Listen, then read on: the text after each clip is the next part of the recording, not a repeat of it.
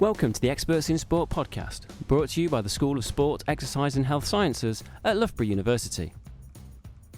Today I'm with Dr. Nik Dickerson, and we're here to talk about racism in sport. We discuss the wider systems of power and culture that contribute to racism. We talk about the history of racism, and we look at the role of the media play in racism in sport and the wider society. So thanks for coming on the podcast, Nik. Thanks for having me, Martin. And thank you for that great introduction. And again, Nik Dickerson, Dr. Nik Dickerson, a lecturer here at Loughborough University in sports sociology. My PhD and background is in the cultural studies of sport, issues of race, national identity, and masculinity, with the understanding that, or mediated texts construct meaning. So it's one way in which we can begin to understand our world, how meaning is made in our world, how we are understanding issues of race, gender, and national identity in the present moment, historically. So looking to culture to understand how we are conceptualizing, again, those broader issues of power like race, gender, and national identity. And that interest, I suppose, stems from a sports sociology class I took as an undergrad at Ithaca College. So I grew up an hour away from the Canadian border in upstate New York. Ice hockey is big. We have a lot of ice rinks, and I've played ice hockey for almost 30 years. And in one of those sports sociology classes, we began to talk about issues of race, specifically in sport. And that's where I began to locate some of my own experiences. And for me, that's kind of got my broader interest in this particular subject field. But again, trying to draw a link between all those things, I had another professor who was very much, his background was in film and English, but studied sport. And so I did a project with him looking at the film Miracle, which is a film based on the 1980 US ice hockey team that won the gold medal, but most, I guess, well known for upsetting the Soviets on their way to the gold medal, which they weren't supposed to win. But in 2004, Disney released a film called Miracle.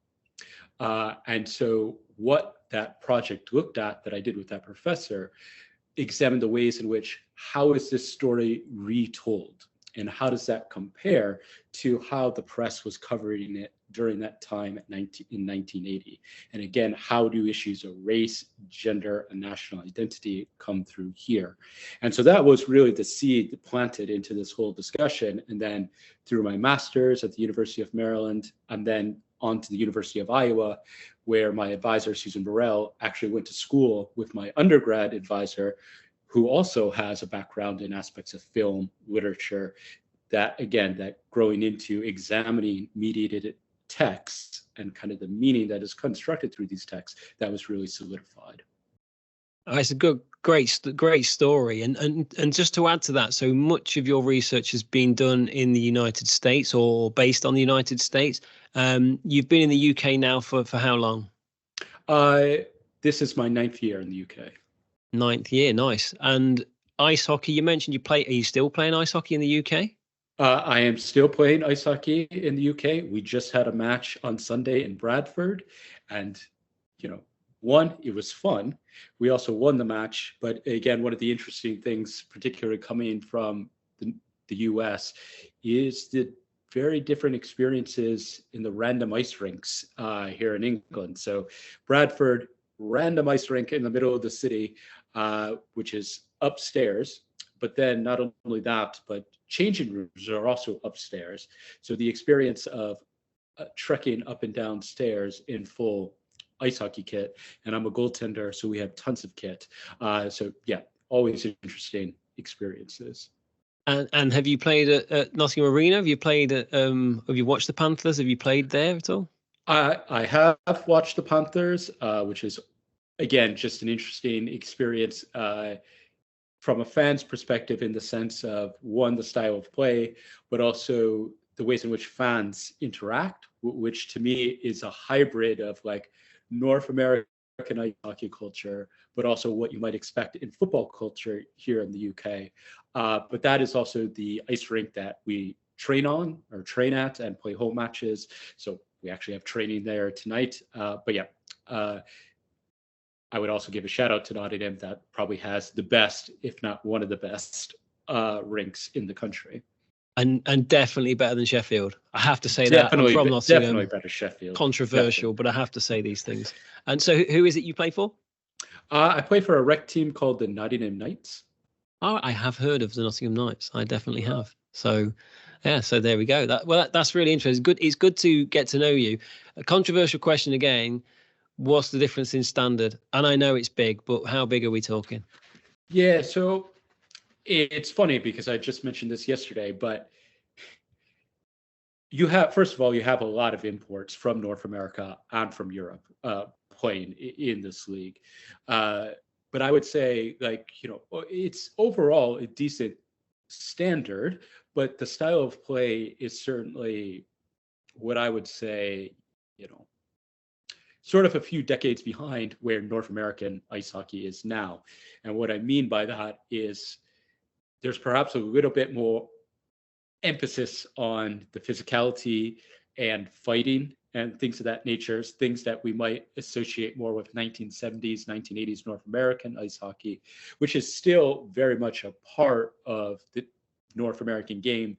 But the game the skill level has gotten so good in the North American game that some of those aspects are just not really present in the game as much, just because players are too fast, too skilled with the puck, that emphasis on physicality, but also particular fighting is just not there anymore. So you can't have the, I suppose, as we'll talk about, masculine, enforcer, let's call it, who just goes around beating people up anymore on the ice. Is that doesn't exist as much? Yeah, I mean, it's a good question in the sense of there's still certainly elements of that. It hasn't completely gone away, but the days for sure where you could dedicate a roster spot or two specifically to that type of person, you can't do that anymore. Every person on the roster has to be able to play at a high level. You can't have somebody whose only role is fighting. The game has just kind of moved on, at least in the North American sense, from that. I won't mention his name, but I did my MBA with a player from Panthers who was from the States, and he was a very intelligent guy, pretty quiet in general. And some of us got some tickets to go and watch him. He was that guy who loved fighting, and you didn't expect it, but he did. So my final question, non-relevant to the podcast: when was the last time you had a fight on the ice? Do keepers tend to do it? What's the? I would say keepers are very rare to have that sort of altercation. I think within rec hockey over here, I've certainly seen other people, but I think the closest, huge incident, which I was not involved in, was when I was 14. And so for a while when I was a teenager, I skated out, so played forward, and it was only a little bit later I switched to goaltender. But we were playing in this tournament. And, I guess these are the very detrimental sides of sport. But first, two of our parents got thrown out of the arena. And then, my shift hadn't come up, so I was on the bench at the moment. But one of the other players from the other team hacked our goalie with the stick, hacked his glove, and that just erupted into an on-ice brawl. A couple kids from each bench jumped on to the ice, and there was this big brawl when we were 14, and then we both got thrown out of the tournament for that fighting. And rightly so. And Yes. these things do happen in sport. There's many negative sides to sport, and I think we do sometimes touch upon that in the podcast. But no, it's good to get to know you and let our audience get to know you. We've all got different experiences of where we come from. And we might touch upon some of obviously your research mainly framed in the States, but we'll touch upon it in a context of the UK as well. So to get us started, because some quite complex kind of pieces that we're going to touch upon here. Could you just try and get started with some opening of how sports history really plays a role within your research? Sure. So I would say, that in two senses. So one, from the discipline I come from, or anti-discipline cultural studies, what people would argue, most famously Stuart Hall, is that, to understand, say, a piece of media, we have to draw the context. So what are the social, political, economic, and historical factors that help us understand what this actually means that we're viewing or consuming? So that is one of the more prominent ways in which history plays a role, and that whatever I'm talking about, I'm also trying to think about the historical context of whatever issue it is we're talking about that. And that links well with the other way in which I would think about history here through a more specific illustration, is that historically, particularly in the US, sport has been a battleground, if you will, for ideas about race. Ben Carrington makes the argument that sport is a site where issues of race are made and remade. And so if we think about a very famous figure called Jack Johnson, who was the first Black heavyweight fighter, a champion of the world in the early part of the 20th century, what we might need to know to think about the historical ways in which I'm trying to bring ideas of race and gender together here is that first there was segregation, right? So Black fighters, white fighters not fighting each other because of these issues of racism. But what we also might understand or want to understand is that, through these ideas of racial science, that the Black race, if you will, is thought to be feminine. And so there's these ideas, like through racial science, that if, say, the cowardliness or the feminineness, particularly of Black men in this instance, is within their stomachs. And so there's these ideas floating around in boxing at this time, right, that if you punch Black men in the stomach, right, that their cowardliness is going to come out and they're going to shy away from the fight.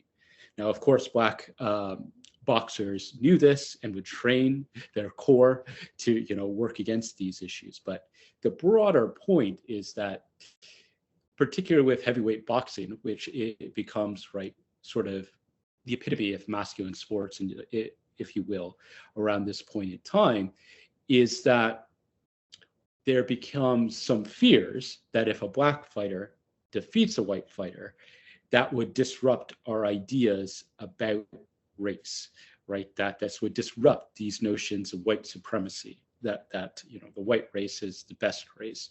So, a very long story short, Jack Johnson eventually begins to get some fights against white boxers, wins the heavyweight championship, right, and begins to disrupt some of these ideas.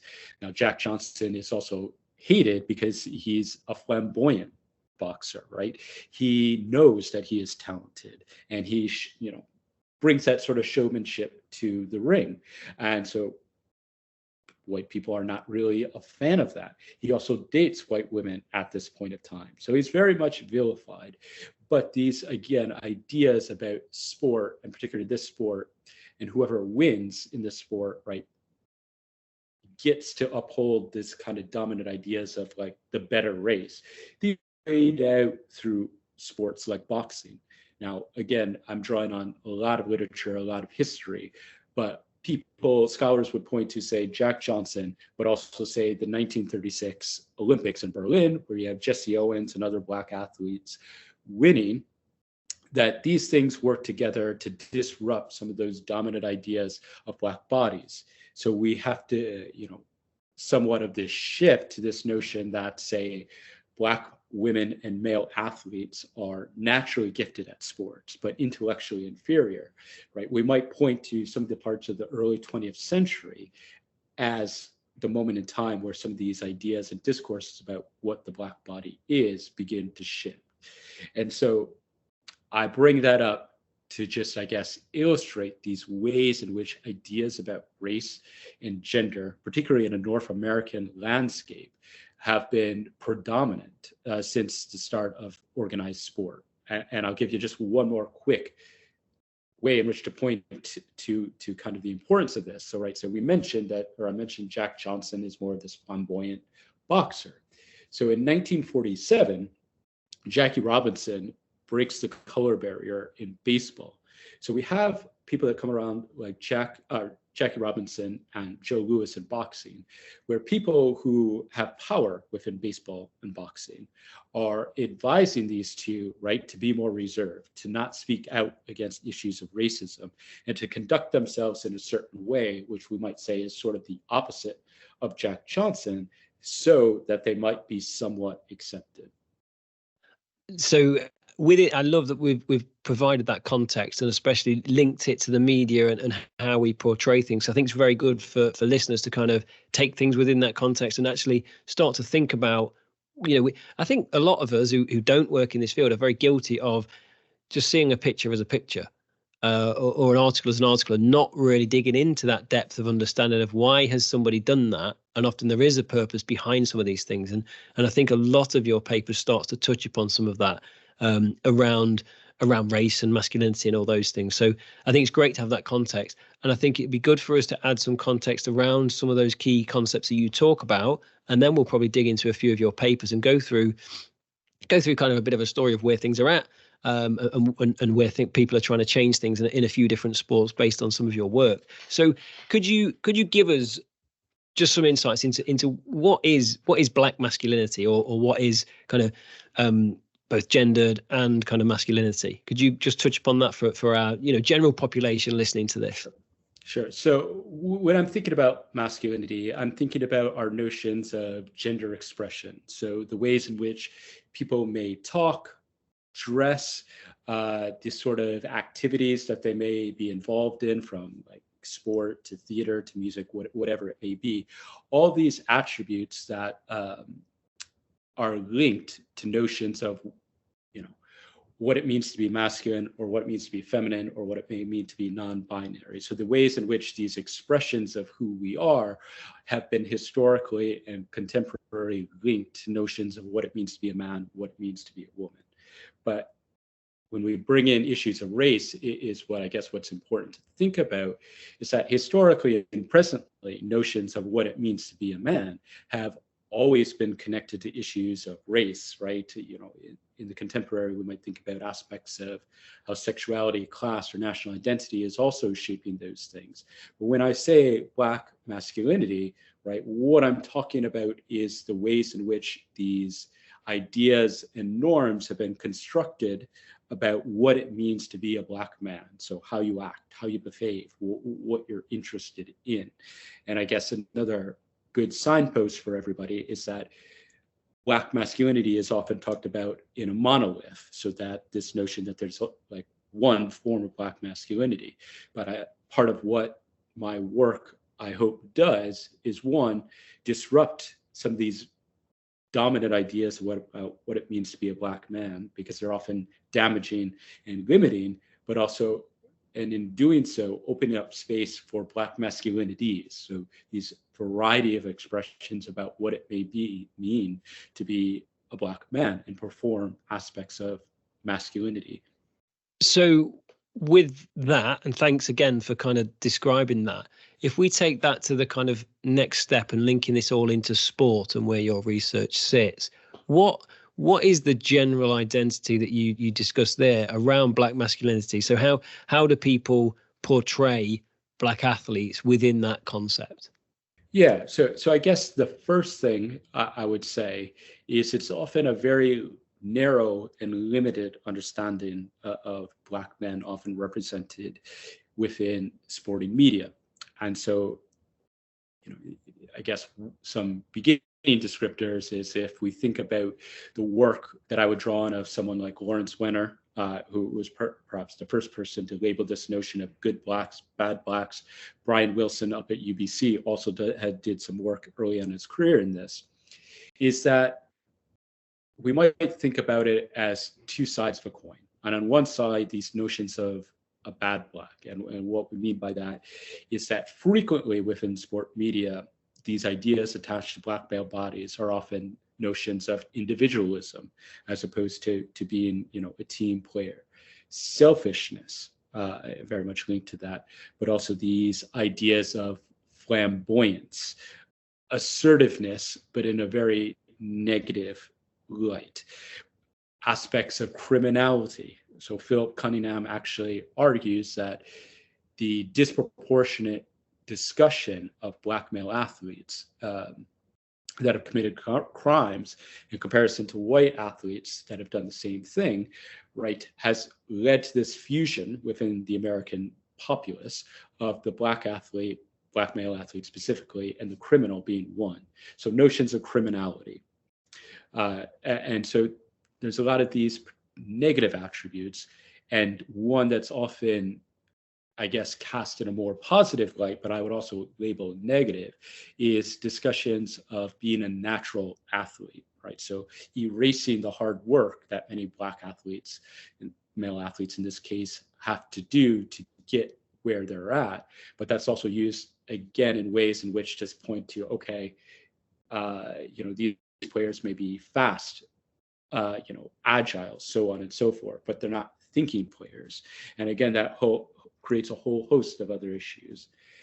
On the other side of that coin, we have, and again, Michael Jordan is probably the most famous example of this. And so literature from David Andrews to Mary McDonald talks about the ways in which, particularly in the early part of his career, Michael Jordan is sort of situated as disconnected from any of those negative attributes of Blackness, that he's actually often portrayed in a little bit more of a neutral manner, if you will. And so the ways in which we might talk about that is that we have also Black male athletes that are sort of situated as adapting to white middle-class norms of behavior, right? So are not going to talk about race, are going to be more subservient, so on and so forth.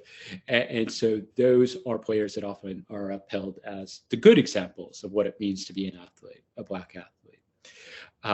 And I guess one final aspect of negative aspects that I might add in is that another common thread is that often Black athletes are positioned as if they need discipline, right? That their style of play or the way they act, right? Good athletes, but they're out of control, right? And so there's these ideas about we need particularly a white male coach to act as a paternal figure to, again, make these athletes safe, make them, essentially discipline them in ways that allows them, right, to, I guess, fulfill the nature of their athletic gifts. And so those often kind of very limited negative, but also very narrow good aspects, if you will, are often how Black male athletes are framed within sport media. And again, there's so much that we can touch upon this. And there's two elements I want to go and talk about first.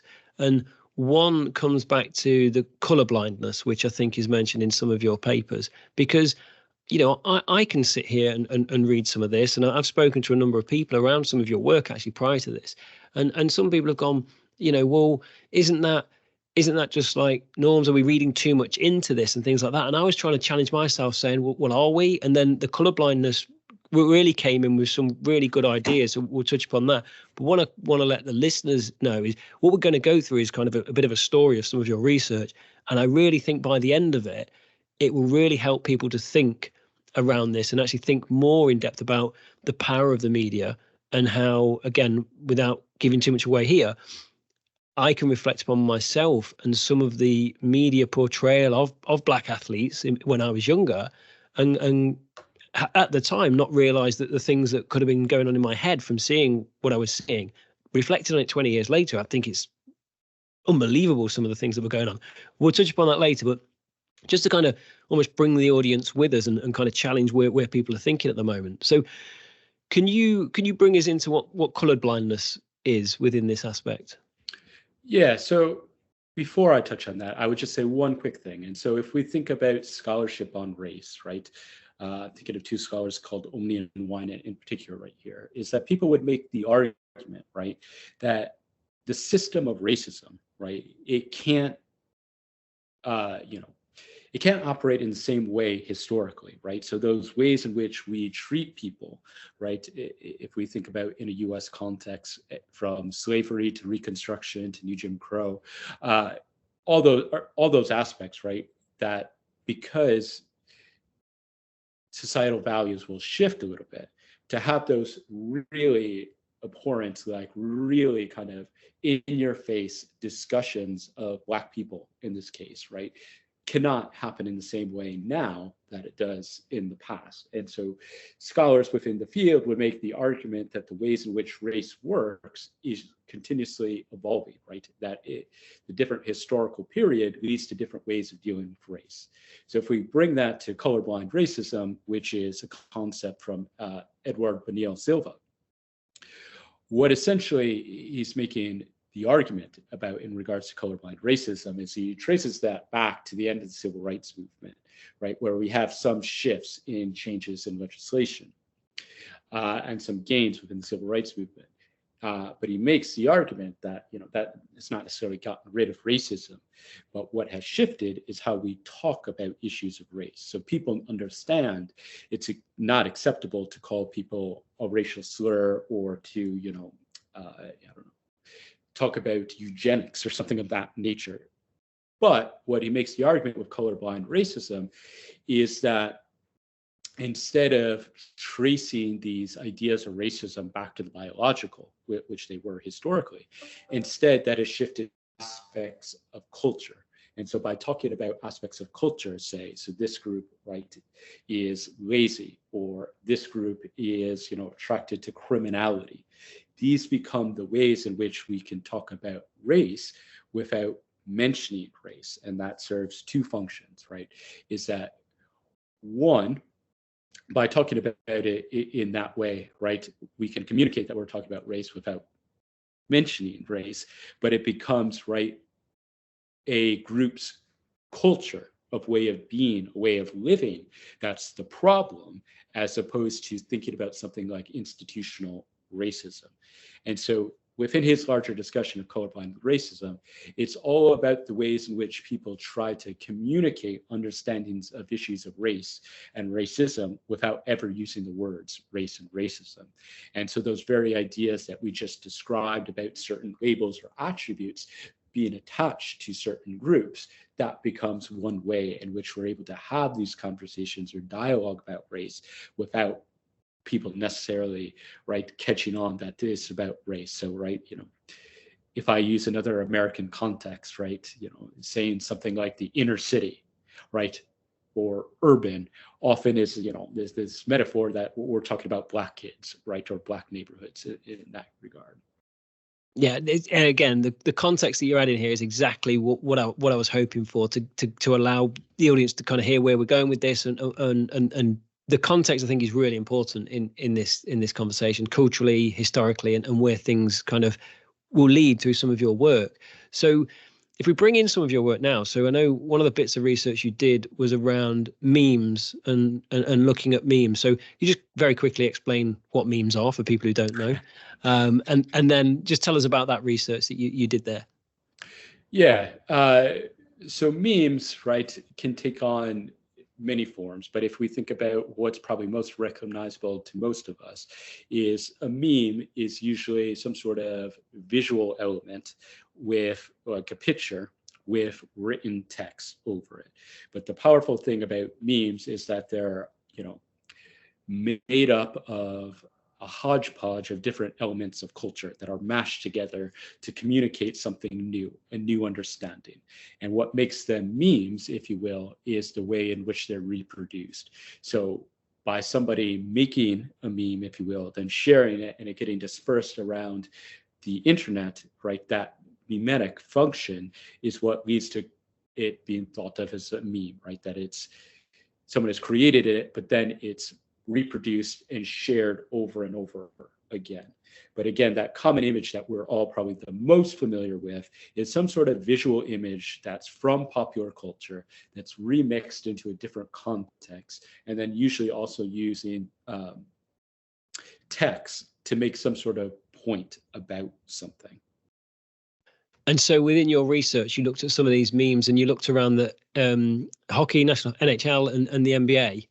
So these are a series of memes that came to fruition after this player, former NHL player for the Dallas Stars, Richard Peverley, essentially had a heart attack on the ice, or not on the ice, but on the bench. And so he was unconscious. And as the story goes, when he came to, he asked when his next shift is, right? So in ice hockey, players change on the fly roughly every 45 seconds. And so that turned into this meme about continues to play on, and juxtaposed with LeBron James, who had a heat cramp and was unable to play.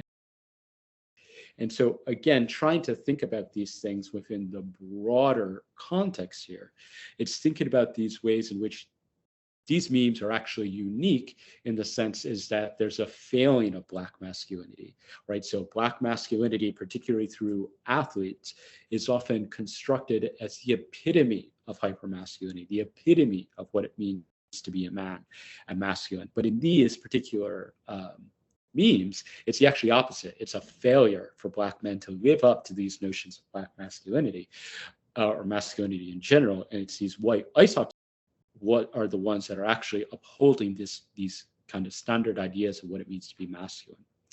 And so I'll quickly mention one other meme before I try to bring some more contextual information here.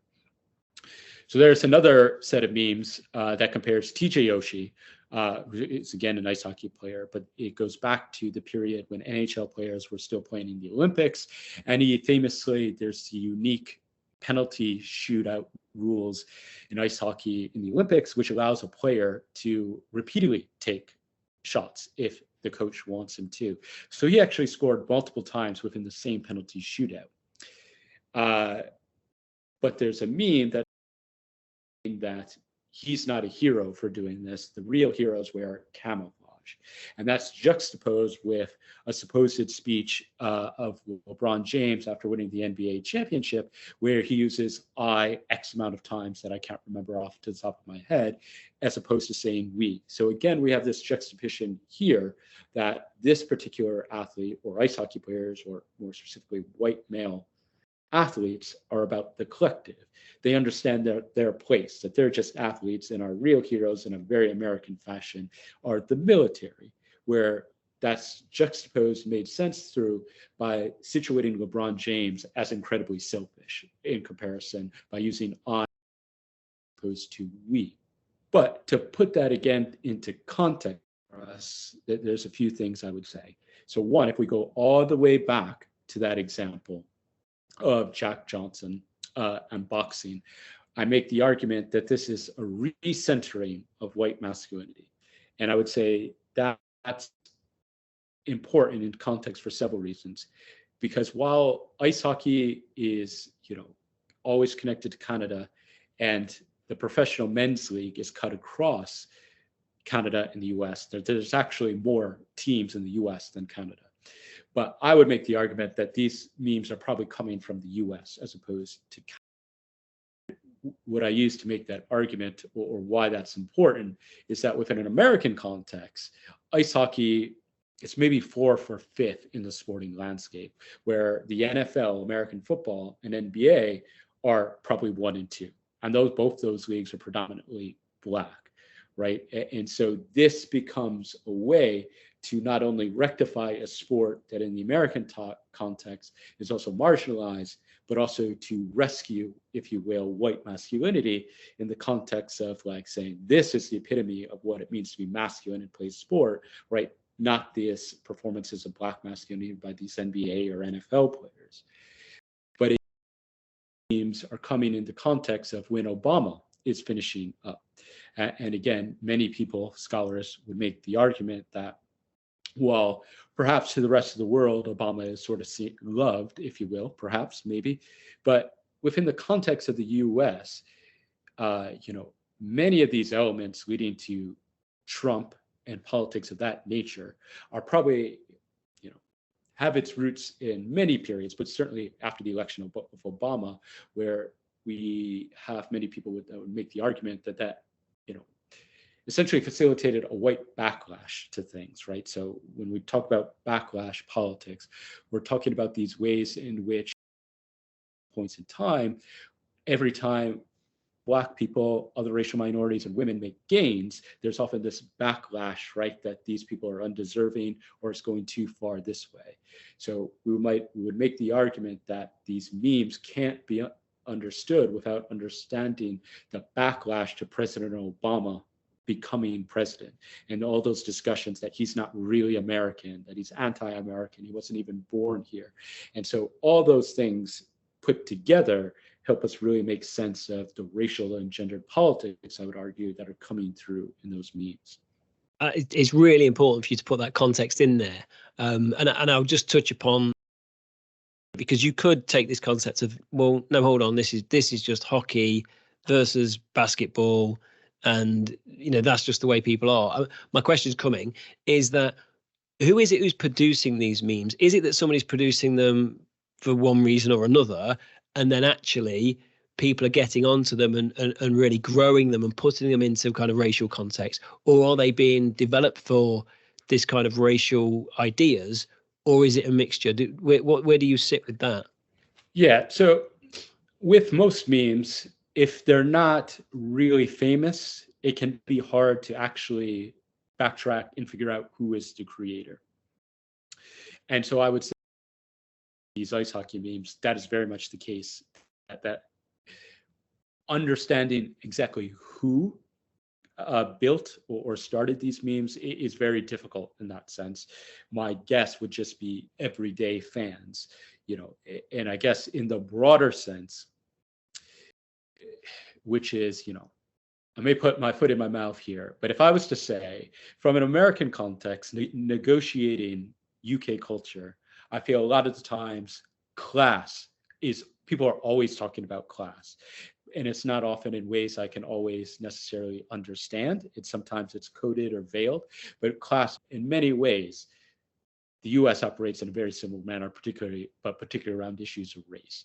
And so I would say many of those ways in which the racial dialogue coming from those memes feels very American in terms of racial politics. So to give you another example, you have a lot of white fans in regards to basketball that might say they like NCAA basketball better than the NBA.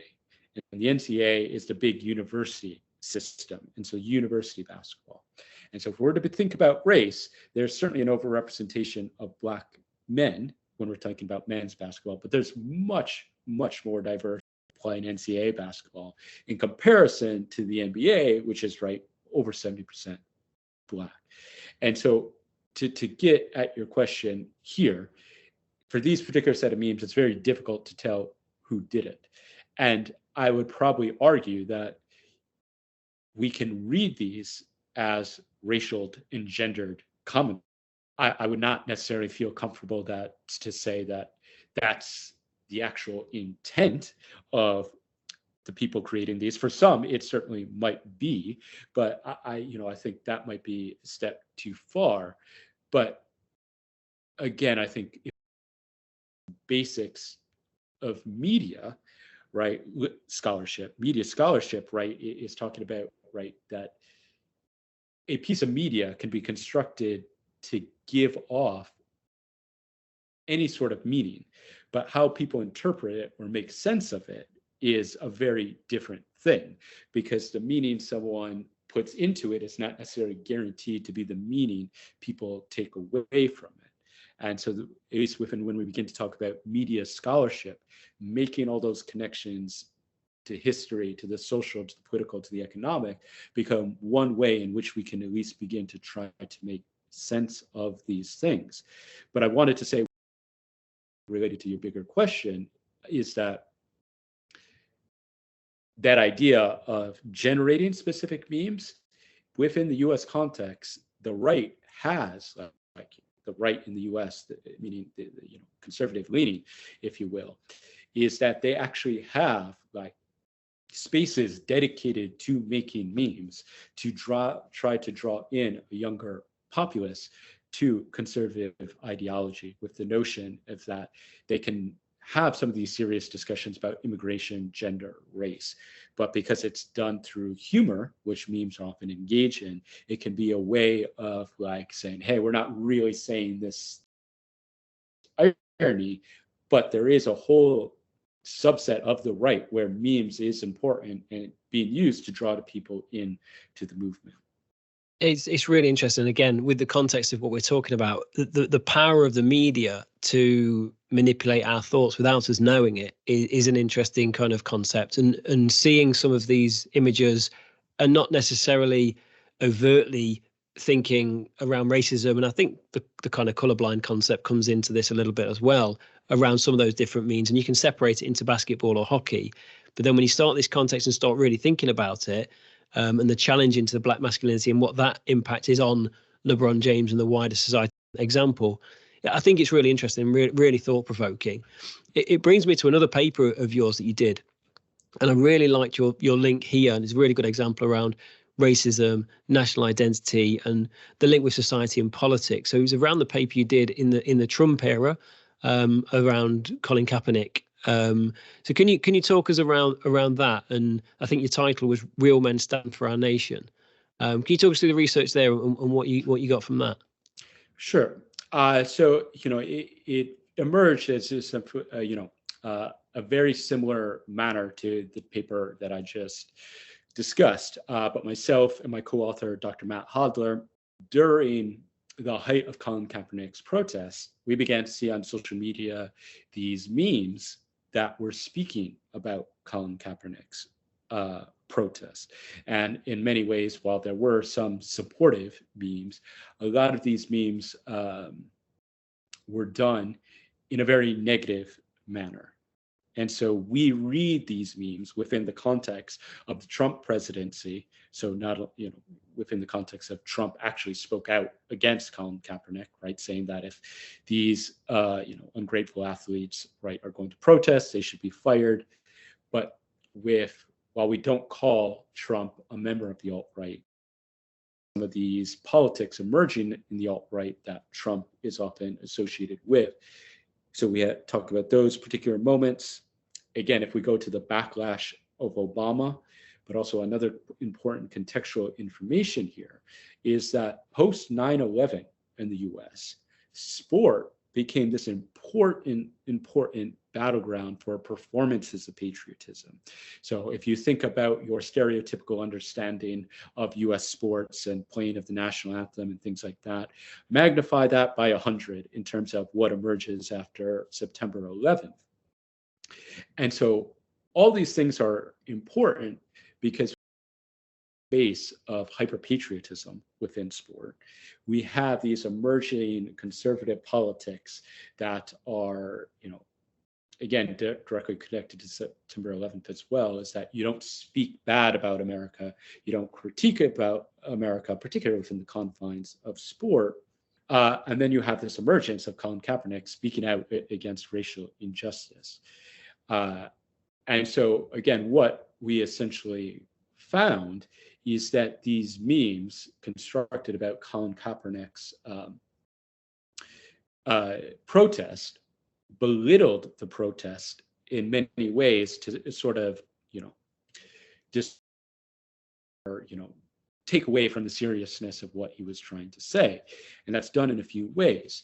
And one of these ways in which that's done is by making fun of aspects of politically correct culture. So there's a whole series of memes that essentially try to diminish any discussions of social justice. So for example, they show a picture of a mansion and it's like, here's Colin Kaepernick being oppressed with his mansion. So, right, again, this notion that if you have economic success in America, right, there's no way you could experience issues of racial discrimination, right? So it's two different things. Colin Kaepernick is also adopted and was raised by a white family. So there's a series of memes, right, that say, juxtaposition him with his family and saying, here's Colin Kaepernick being oppressed by white supremacy, right? So all these ways in which these memes find ways to belittle what he's saying, but it's done through making fun of like what I guess is called politically correct culture. So these ways of beginning to try to talk about injustice. But it's also belittled by, again, if we think back to those memes of ice hockey, there's also a series of memes that try to discredit his protest by feminizing it. to homosexuality. So these ideas that like he's failed masculinity, right? So there's a Trump meme that says he should be deported, right? Not because of what he said, but because he doesn't have any talent. So again, these kind of failures of masculinity here. We then have a series of memes that have him, naked, right, with perhaps it's probably getting a sports massage, but talks about him getting ready to be penetrated, right, by a defense of an American football team. So again, these ways in which feminizing him and situating him as perhaps homosexual become these ways to belittle or downplay the serious protesting. And the final way in which we sort of found these ideas being discussed is by memes that essentially directly call him a terrorist. So by juxtaposing his image alongside Osama bin Laden and asking if these are the same people, to a AI generated image that supposedly shows Barack Obama not putting his hand over the heart when saluting the flag and asking, I wonder where Colin Kaepernick learned to be unpatriotic, right? So linking these ideas that Obama was not American, not patriotic, to Colin Kaepernick and what he's saying as also being a product of not being American, not being patriotic. To get back to that, the title, Real Men Stand for the Nation, what we would take away from all of that is not only are these ways in which to belittle what he's trying to say, but it also is essentially saying that to be, right, American, you need to be masculine. You can't be gay, right? You can't be Islamic, right? You have to be white. So it's bringing all these together to also think about what is the bigger picture about American citizenship and who gets to be an American citizen predicated on what these memes are communicating to us. It was a really interesting paper, and it brought me to thinking around, as you know, we're looking at doing a number around racism in different elements, so whether it be coaching or players and leadership and things like that. And it just brings me to the conference that was held at Nottingham Forest, so a joint venture with Harvard and ourselves at this conference through Nottingham Forest. And, we're talking top level football players here. So we're talking Thierry Henry was there.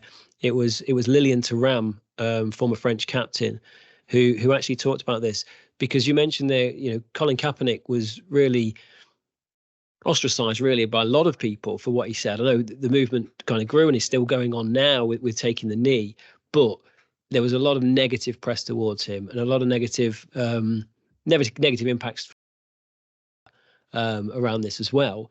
And a lot of when Lilian Thuram was talking about this, they were talking about the potential of a black athletes union, which I think exists in the USA, but doesn't exist here. When Lilian Thuram was asked about this, he said that he wouldn't do it because he would be coined a racist for doing that, despite what the merits of it might be.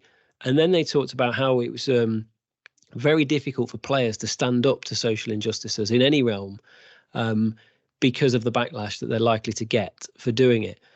So I just thought that was really interesting. I'm going to touch upon that on some other podcasts, but these like athletes standing up and making a difference, or fans doing it, or coaches doing it, and things like that. There is a lot of pressure to not do it because of the negative connotations of actually standing up for things. And I think it's a real strong example. Now, I'm aware that you've got lots of other papers that we want to talk about. And I'll briefly mention there's a few you've done around the use of marijuana in sport. And I think, as we spoke before we came on, I think we need to kind of have a separate podcast and really go into that in detail, because I don't think we'll do it justice. But to kind of go through and tell this full story of from your research, I'm really interested to kind of move forward and look at the research that you did around what it would mean to look at constructing culture that combats these dominant ideas. So you had a paper called Unicorns, Rainbows and Unicorn Magic, storing new knowledge of black masculinity within the WWE.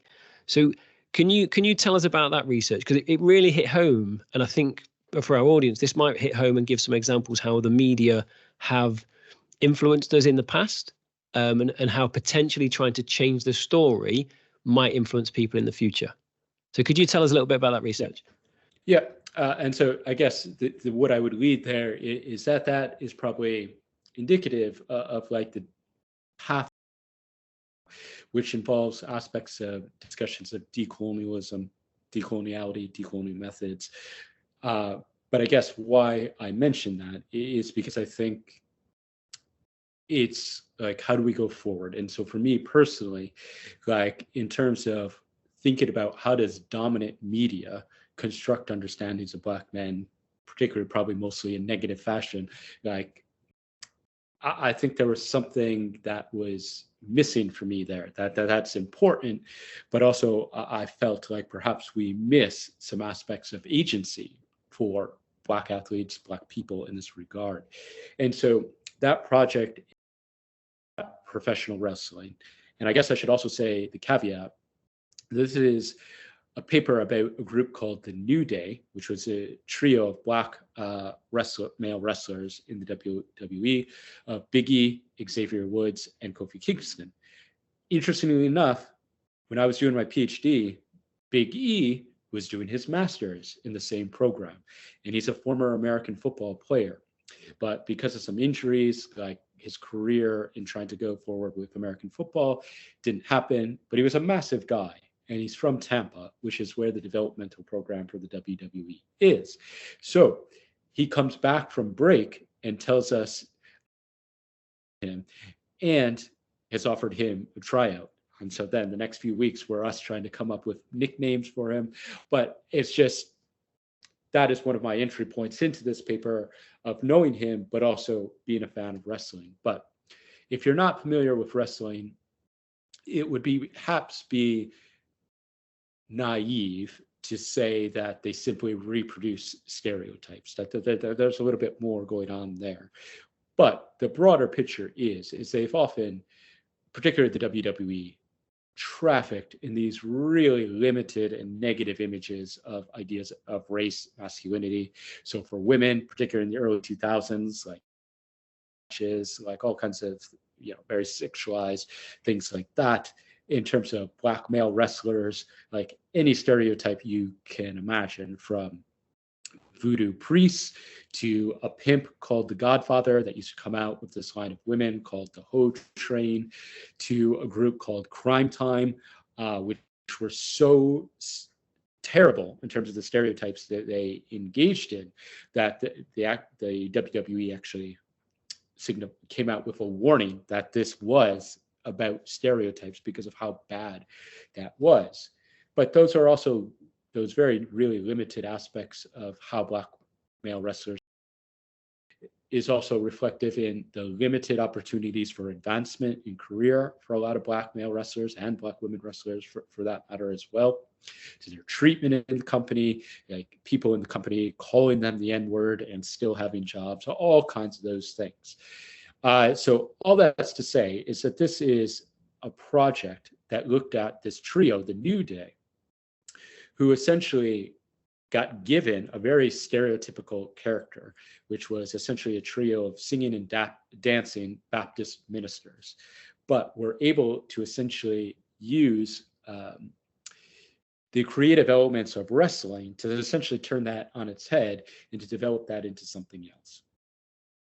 So in that paper, I look at a series of their performances, their live performances, and read that alongside of my own thinking, 2 comic books about them, as well as the show My Little Pony: Friendship is Magic.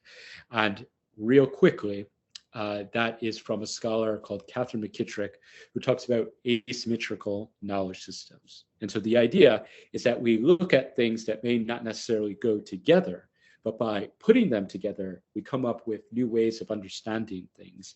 But that also disrupts dominant ways of knowing, because within, say, a traditional discipline, right, we wouldn't do things like that.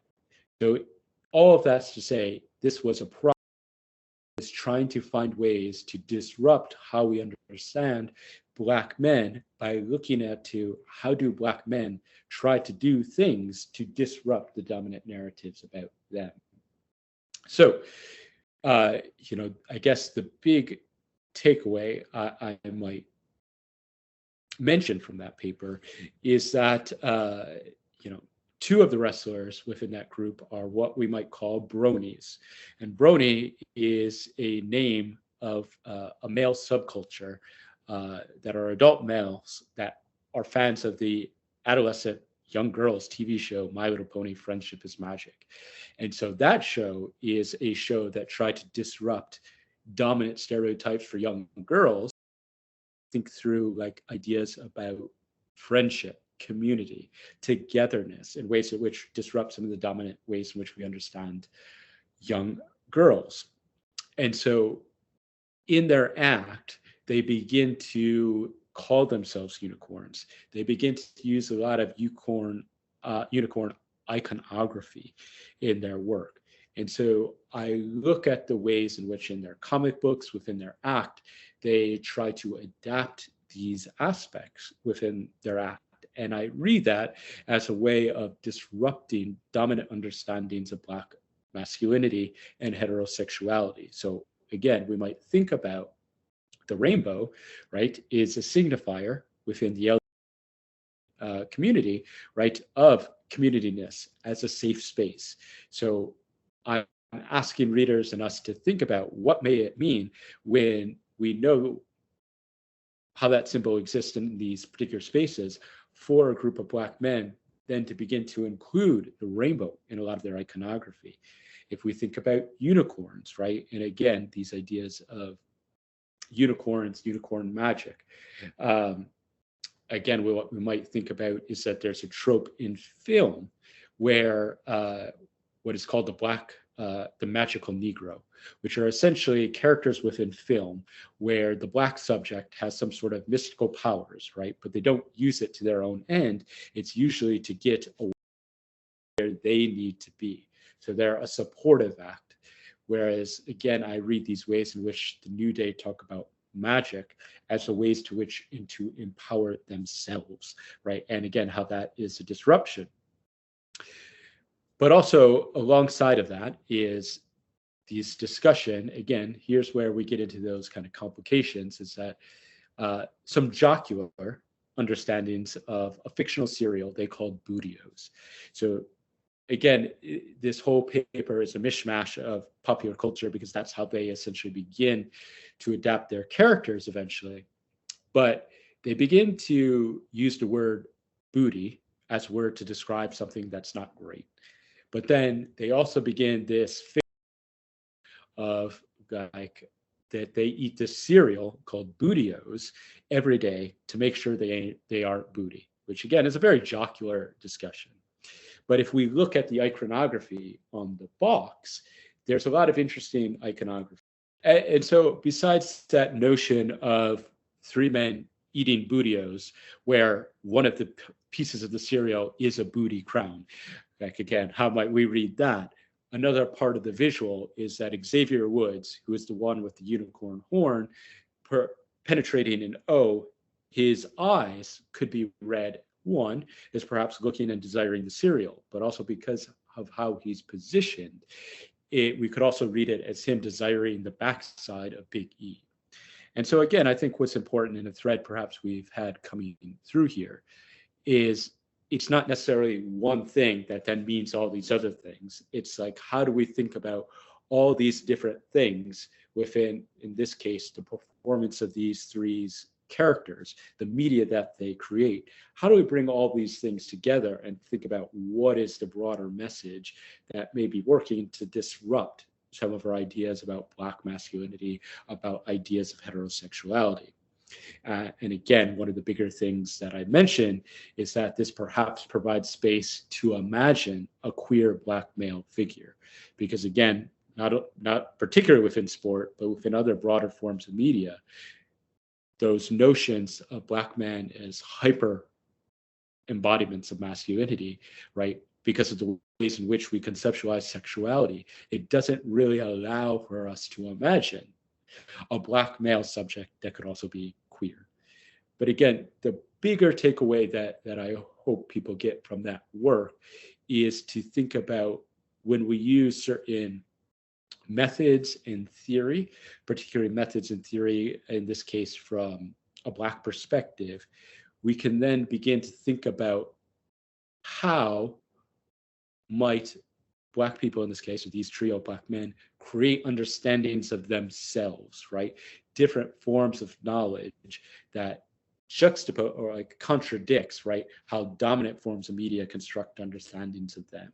So if we again think about that just briefly within the context of the WWE, is that many characters don't get, or many wrestlers don't get a lot of agency in terms of their characters. And that's really true for Black men and women wrestlers. And so by using these different methods and theoretical frameworks, but also just the uniqueness of this trio, we begin to see how we might think about the agency of people here and working to disrupt these dominant norms and dominant ideas.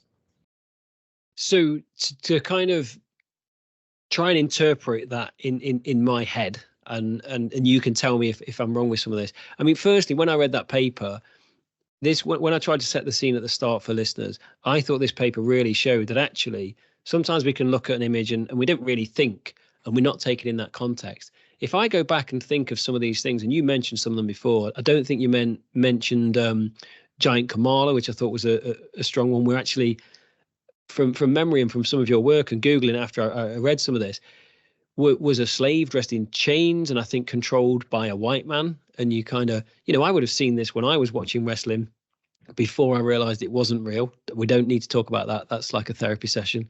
Because when I realized it wasn't real, I was distraught like every other boy back in those days.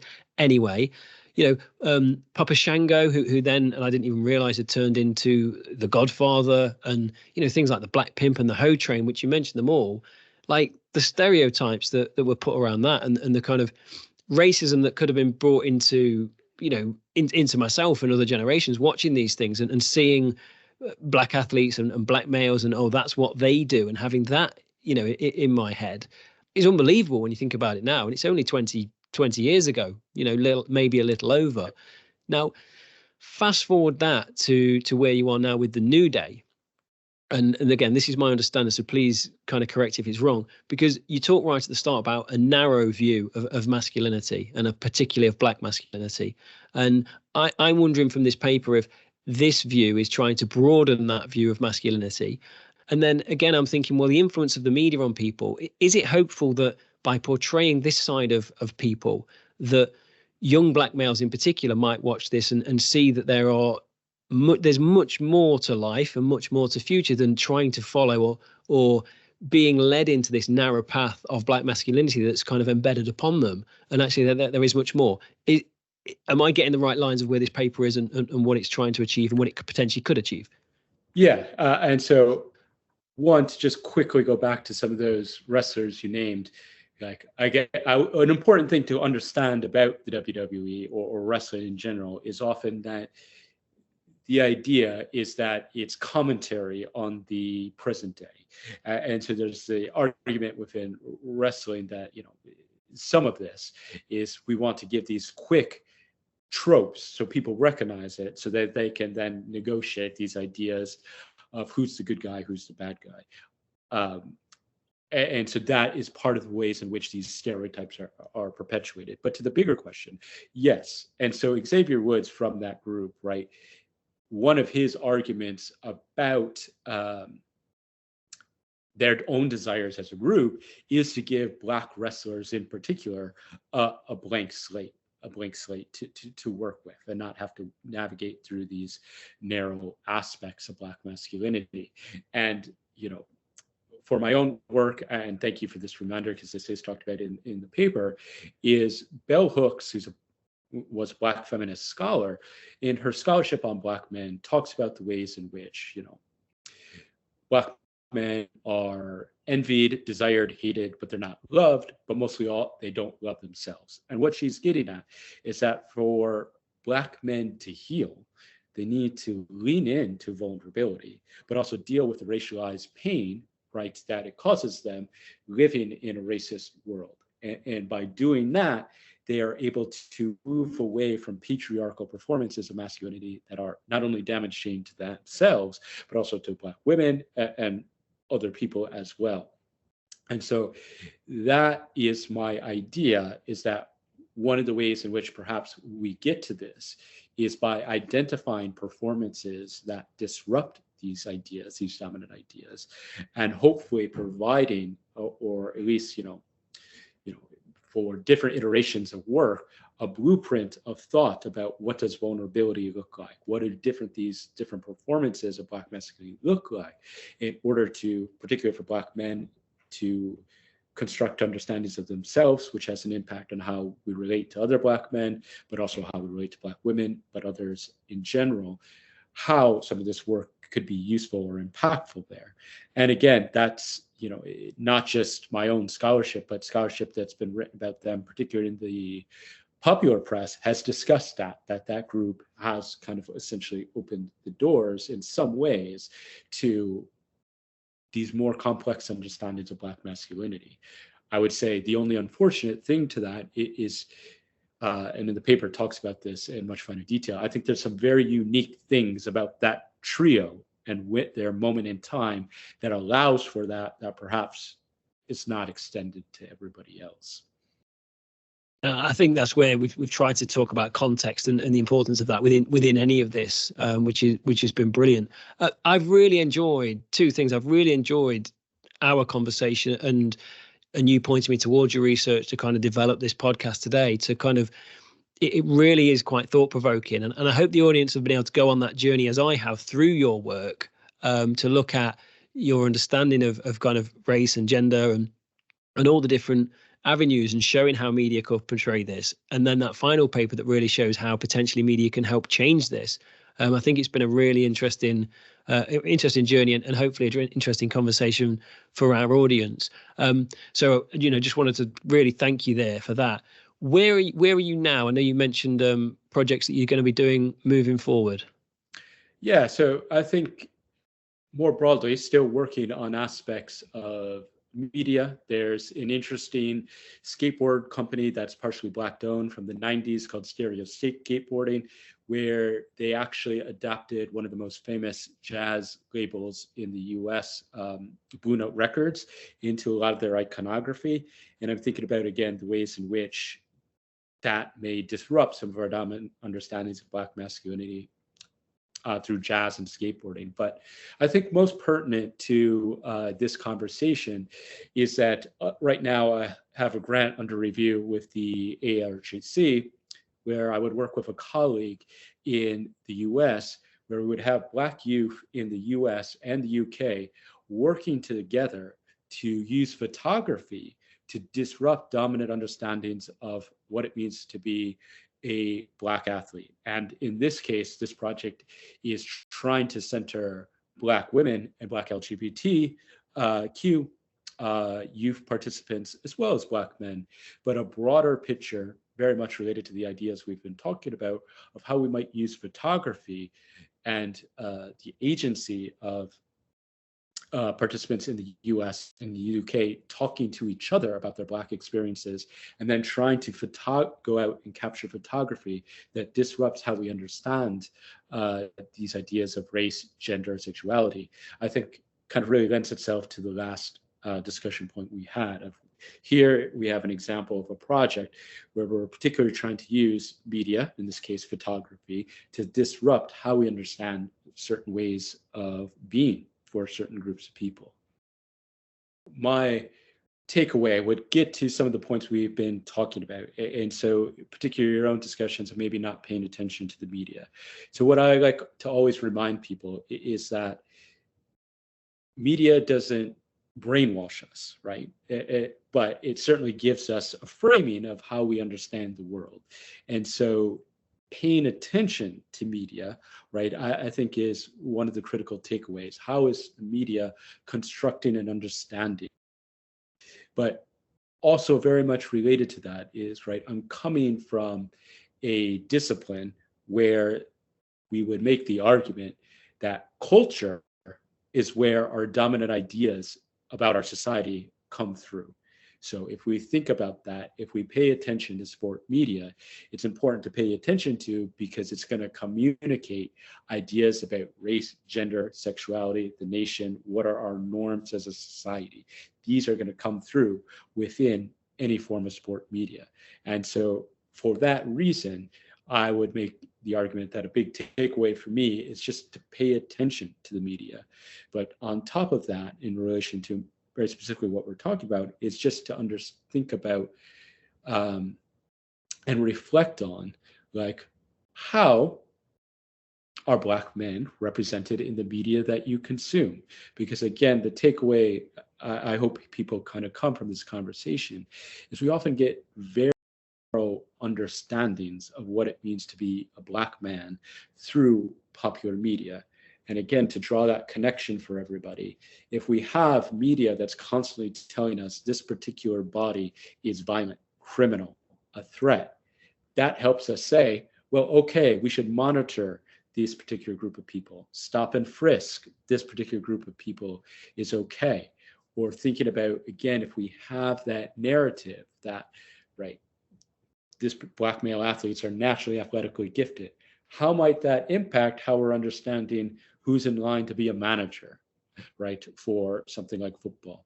How might that impact, like, what position people are pushed into, right? How might that impact, right, how we even conceptualize the hard work of athletes, right? So if they're naturally gifted, we take away their agency of how hard they work. So I guess I would just end on thinking about asking audiences to reflect on what are the images or ideas about Black men that you can recall getting through the media from what you're paying attention to. And then for us all just to remember that it may be media, right? So we may think about it as one film or one newspaper article, but often, right, that's reflective of a much wider history of saying these things over and over again. And then again, the takeaway for me is like, what are the repercussions of that? And again, often the repercussions are quite detrimental for Black men in this regard. I think it's a brilliant takeaway message, and again, thought-provoking for people to actually pay attention of what they're looking at and see the depth of it that you could get from this conversation. How can people contact you? If they want to contact you about research or about your education, how do they get in touch? Yes, so two ways, through Loughborough, my official university email address, which is n.dickerson@loughborough.ac.uk, or on Twitter, FeurJames83. And I also feel like I need to mention this. Grant Feur, first Black player in the Ice Hockey Hall of Fame, who was a goaltender. Val James, first African-American player to play in the NHL. And Angela James, first Black woman to be in the Ice Hockey Hall of Fame. So just some why of the name, but you can contact me there. All that's left to say is thank you very much. Really enjoyed the conversation. I hope the audience have got it too, and I'm sure discussions can go on from there with contacting either of us. Thanks for listening to the Experts in Sport podcast. If you'd like to get in touch, then please contact me, Martin Foster, at m.foster@loughborough.ac.uk. Thanks for listening. See you next time.